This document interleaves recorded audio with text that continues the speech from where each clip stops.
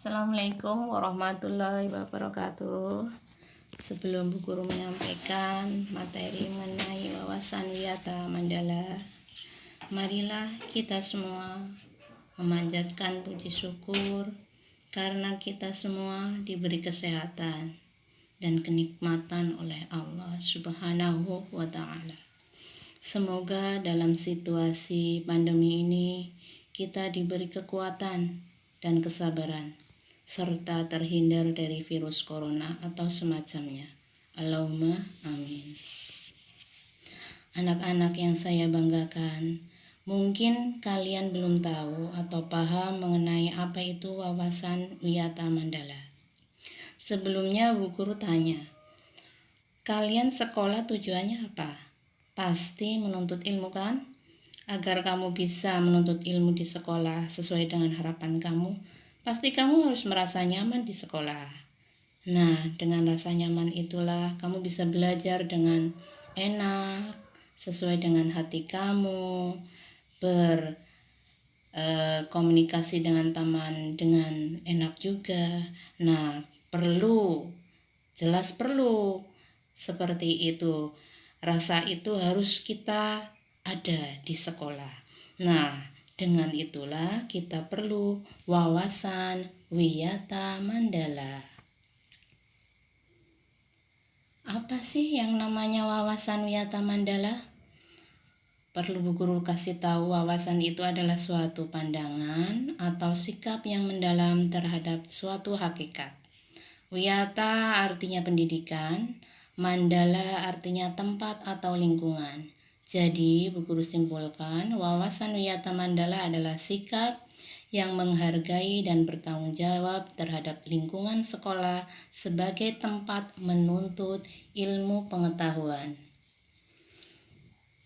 Agar kita bisa tahu dan lebih paham mengenai wiyata mandala, perlu kalian tahu apa itu unsur-unsur dalam wiyata mandala. Unsur-unsur wiyata mandala diantaranya: satu, sekolah. Sekolah itu merupakan lingkungan pendidikan. Yang kedua, kepala sekolah mempunyai wewenang dan tanggung jawab penuh atas penyelenggaraan pendidikan dalam lingkungan sekolah. Yang ketiga, antara guru dan orang tua siswa harus ada saling pengertian dan kerjasama erat untuk mengemban tugas pendidikan. Jadi antara guru dan orang tua siswa harus selalu berkoordinasi dalam kepentingan anak didiknya. Yang keempat, warga sekolah di dalam maupun di luar sekolah harus menjunjung tinggi martabat dan citra guru. Karena dengan menjunjung tinggi martabat dan citra guru, jelas anak-anak nanti akan selalu menghormati guru-gurunya, ya. Yang kelima, sekolah harus bertumpu pada masyarakat sekitarnya dan mendukung antar warga. Jadi sekolah tidak harus intinya sekolah itu harus peduli dengan lingkungan sekitar. Seperti itu. Jadi tidak mengisolasi diri. Sekolah dan fungsinya. Sekolah merupakan tempat penyelenggaraan PBM, menanamkan dan mengembangkan berbagai nilai ilmu pengetahuan, teknologi, dan keterampilan.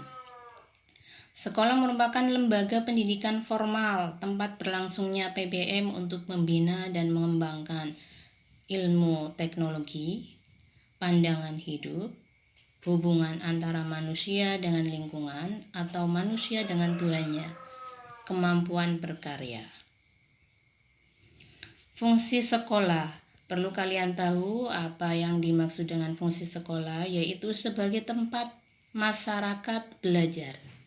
Karena memiliki aturan atau tata tertib kehidupan yang mengatur hubungan antara guru, pengelola pendidikan siswa dalam PBM untuk mencapai tujuan pendidikan yang telah ditetapkan dalam suasana yang dinamis. Adapun ciri-ciri sekolah sebagai tempat masyarakat belajar adalah ada guru dan siswa, timbulnya PBM yang tertib, tercapainya masyarakat yang sadar mau belajar dan bekerja keras, kemudian terbentuknya manusia Indonesia seutuhnya. Sekolah sebagai wiyata mandala selain harus bertumpu pada masyarakat sekitarnya, juga harus memecah, maksudnya harus mencegah masuknya paham sikap dan perbuatan yang secara sadar ataupun tidak dapat menimbulkan pertentangan antara sesama karena perbedaan suku, agama, asal-usul, keturunan, tingkat sosial ekonomi, serta perbedaan paham politik. Sekolah tidak boleh hidup menyendiri, melepaskan diri dari tantangan sosial budaya dalam masyarakat tempat sekolah itu berada. Sekolah juga menjadi suri tauladan bagi kehidupan masyarakat sekitarnya, serta mampu mencegah masuknya sikap dan perbuatan yang akan menimbulkan pertentangan. Ya, karena kita tahu sendiri ya bahwa tadi unsur-unsur wiyata mandala adalah sekolah itu sangat penting. Sebagai apa di atas itu sekolah yang harus bertumpu pada masyarakat sekitarnya. Jadi kalau kita bertumpu pada masyarakat sekitarnya, jelas kita mampu beradaptasi dengan lingkungan sekolah di dalam ataupun di luar sekolah.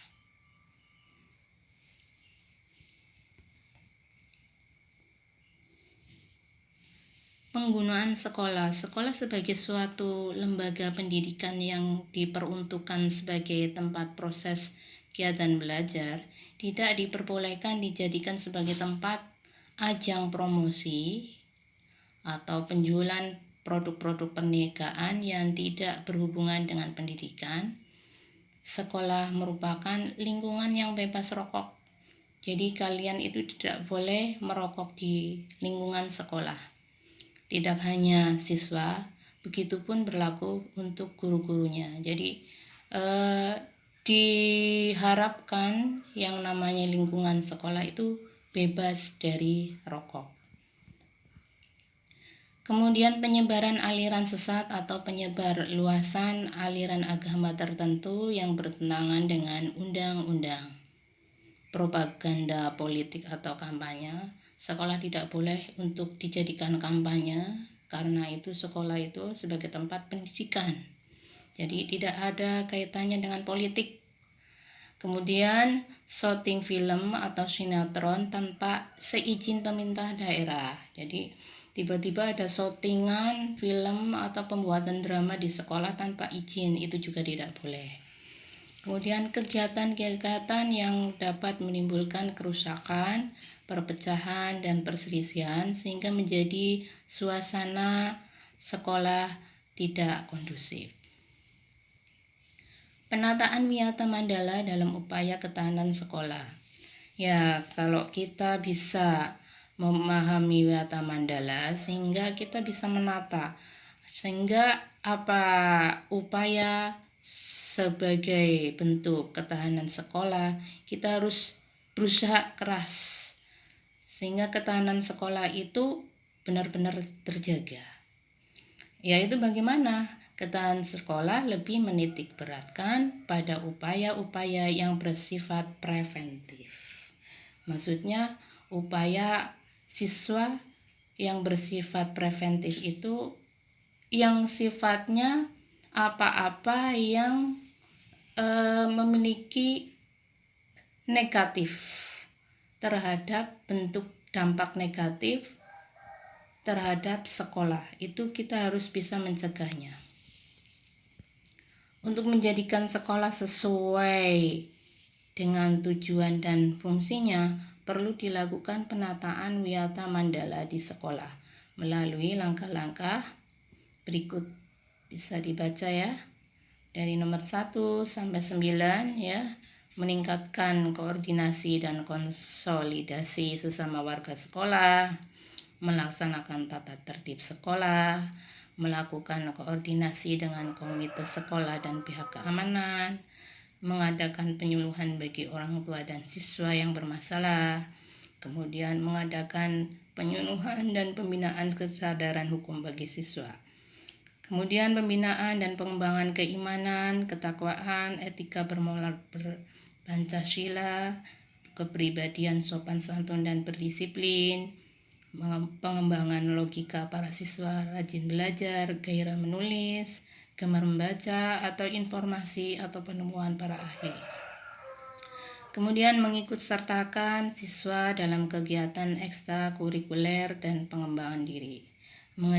Mengadakan karya wisata dalam rangka pengembangan iptek. Perlu kalian ketahui apa itu mekanisme dalam pelaksanaan Wiyata Mandala. Dalam rangka pelaksanaan Wiyata Mandala, perlu upaya penanggulangan secara dini setiap permasalahan yang timbul sehingga dapat menghilangkan dampak negatifnya, yaitu dilaksanakan secara terpadu, bertahap, dan berlanjut sebagai berikut. Tahap yang pertama yaitu tahap preventif, ya tadi bahwa yang namanya tahap preventif itu yang berkaitan dengan dampak-dampak apa yang menyebabkan bisa menjadi dampak buruk terhadap sekolah, itu perlu kita tiadakan. Kasus-kasus yang negatif di sekolah itu juga perlu kita tiadakan. Jangan sampai hal itu terjadi. Upaya untuk meniadakan peluang-peluang yang dapat memungkinkan terjadinya kasus-kasus negatif di sekolah itu antara lain memelihara sekolah dan lingkungan sekolah, serta menciptakan kebersihan dan ketertiban agar siswa merasa nyaman dan menyenangkan dan tidak ada tempat tertentu yang dijadikan siswa untuk hal-hal negatif. Kemudian menciptakan suasana yang harmonis antara pihak pendidik atau staf dan siswa serta penduduk di sekitar sekolah. Kemudian membentuk jaring-jaring pengawasan atau kontrol dan razia terhadap kegiatan siswa di lingkungan sekolah. Menghilangkan bentuk-bentuk perpeloncoan pada saat MOS, meminimalisir keterlibatan kelompok maupun perorangan dalam kegiatan sekolah, mengisi jam-jam kosong dengan pelajaran atau kegiatan ekstra lainnya, meningkatkan kegiatan ekstrakurikuler pada masa awal atau akhir semester dan masa liburan sekolah, peningkatan keamanan dan ketertiban khususnya pada saat berangkat atau usai sekolah. Yang kedua yaitu tahap represif, yaitu upaya untuk menindak siswa yang telah melanggar peraturan-peraturan dan tata tertib sekolah. Apa itu upaya-upaya represif? Yaitu seperti mendamaikan para pihak yang terlibat perselisihan, berikut orang tua atau pendidik pembinanya, membatasi areal tempat terjadinya aksi, menetralisir isu-isu yang berkembang dan mencegah timbulnya isu-isu baru, berkoordinasi dengan pihak keamanan apabila terdapat pihak luar sekolah yang melanggar keamanan, ketertiban, dan perbuatan kriminalitas di lingkungan sekolah, mengungkap lebih lanjut keterlibatan pihak luar sekolah atas kasus yang timbul dan menyelesaikan secara hukum, mengikut sertakan para ahli untuk mengadakan bimbingan dan penyuluhan, memberikan sanksi sesuai tata tertib yang berlaku. Nah, itu berkaitan dengan pemahaman Wiyata Mandala, ya. Kamu harus memiliki wawasan Wiyata Mandala. Karena apa? Biar kamu punya rasa tanggung jawab, kepedulian terhadap sekolah, ya. Setelah kamu menjadi siswa SMP Purnama Pesugihan, itu bagaimana? Ya, Bu Guru berharap Apa yang Bu Guru sampaikan itu kamu harus tahu ya. 1, kenali potensi diri kamu. Dengan kamu menuntut ilmu, kamu bersekolah, pasti kamu yakin bahwa kamu punya potensi, kamu punya kemampuan. Kemudian setelah itu Bu Guru juga berharap tumbuhkan perilaku yang positif. Nah, karena kamu sebagai siswa SMP Purnama Kesugihan yang bertanggung jawab, kamu harus punya sikap yang positif, baik di dalam sekolah maupun di luar sekolah, sehingga bisa menjaga citra